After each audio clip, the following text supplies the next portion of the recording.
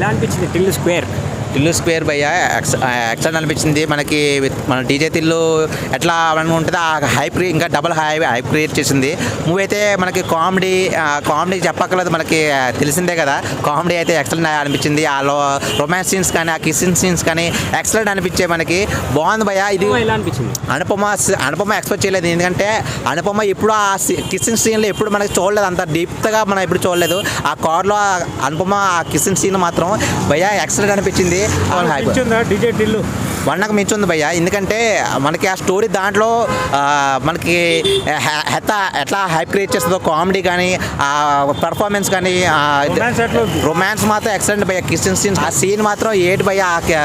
అనుపమ నిజంగా kissing scene నిజంగా చేసిందా అన్నట్టు అనిపించింది మనకి.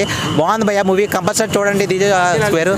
సాంగ్స్ మాత్రం హైలైట్, సాంగ్స్ మొత్తం మంచి హైప్ క్రియేట్ చేసాయి. ఆల్రెడీ సాంగ్స్ మనం చూసాం కదా, ముందే మన యూట్యూబ్లో చూసాం కదా, మంచి ట్రెండ్ అయ్యే, బాగా రీల్స్ చేశారు, బాగా హైప్ క్రియేట్ చేసిన సాంగ్స్ అయితే ఎక్సలెంట్ ఉన్నాయి. బాగుంది భయ్య మూవీ. తిల్లు స్క్వేర్ కూడా మనకి ఒక కొత్తగా, అంటే తిల్లుకి దీనికి స్క్వేర్కి మనకి ఒక బాగా హైప్ క్రియేట్ చేసింది. బాగా డబల్ మూవీ బాగుంది, కంపల్సరీ చూడండి. మీకు ఈ వీడియో మీకు నచ్చినట్లయితే లైక్ చేయండి. అలాగే ఇలాంటి మరెన్నో టాలీవుడ్ అప్డేట్స్ కోసం మా ఛానల్ ని సబ్స్క్రైబ్ చేసుకోండి.